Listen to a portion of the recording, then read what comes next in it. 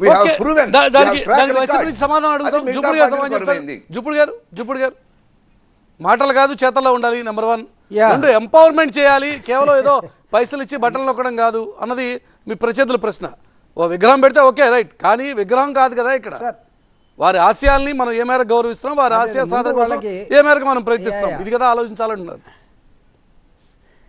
Sir. Ambedkar విగ్రహం ఎత్తైనటువంటి 125 అడుగుల అంబేద్కర్ విగ్రహం అంటే 2016లో ఆయన 125వ జయంతి. ఇప్పుడు మనం 2024లో ఉన్నాం, అంటే 133 సంవత్సరాలు. ఇప్పుడు మనం అప్పుడు అనుకున్న దాన్ని ఇప్పుడు కార్యరూపంలోకి వచ్చి ఇప్పుడు దాన్ని ఆకాశం వైపు చూసే అంత అద్భుతమైన విగ్రహాన్ని జగన్మోహన్ రెడ్డి గారు రేపు ప్రారంభించబోతున్నాడు.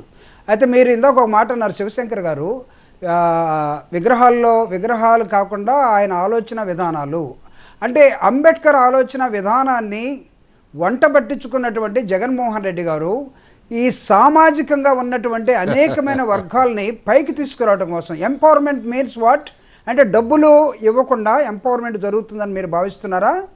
నెంబర్ 2, ఇందాక ఇన్నోవా కార్లు అని ఒకటి ఎత్తారు. అప్పుడున్న ఇన్నోవా కారు ఇప్పుడు లేదు కాబట్టి డూ యూ మీన్ దట్ ఆ ఇన్నోవా కారు స్కీమ్ అంతా కూడా డైవర్ట్ అయిందని భావిస్తున్నారా, లేకపోతే రీప్లేస్ చేయబడిందని భావిస్తున్నారా? Divertment is totally different when the new government has taken a new policy. ఇక్కడ నేను చెప్తున్నాను, ఎస్సీ కార్పొరేషన్లో న్యూ ఇన్నోవా కారు ఇచ్చినప్పుడు నేనున్నాను చైర్మన్గా, నేనే మాట్లాడుతున్నాను ఇక్కడ. మళ్ళీ నేను ఇప్పుడు మాట్లాడుతున్నాను. మేము 1,00,000 మంది మాకు ఇన్నోవా కార్లకి 1,00,000 మంది అప్లై చేస్తే మేము 1,000 మందికి ఇవ్వగలిగాం ఫర్ ఎగ్జాంపుల్. అంటే మిగతా 99,000 మంది ఏమయ్యారు? మమ్మల్ని తిట్టుకుంటూ వెళ్ళిపోయారు. ఈరోజు అదే డబ్బుల్ని మేము 99 లక్షల మందికి పంచగలుగుతున్నాం. మళ్ళీ you need not pay, you need not prove your self. Bank loan దగ్గరికి శివశంకర్ మన రఘురామ్ గారు చెప్పారు, బ్యాంకులు మేము ముద్ర పెట్టాం.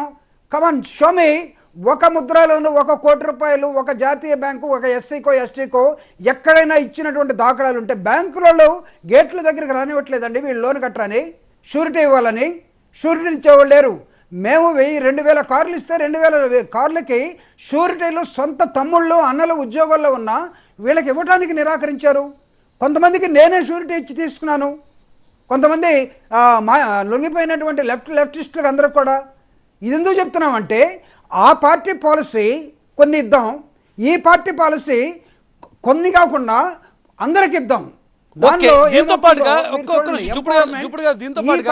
ఈ రోజున బాబాసాహెబ్ కి అతిపెద్ద విగ్రహం పెట్టడమే కాదు స్కీములు కూడా చేస్తామని మీ ఆర్గ్యుమెంట్.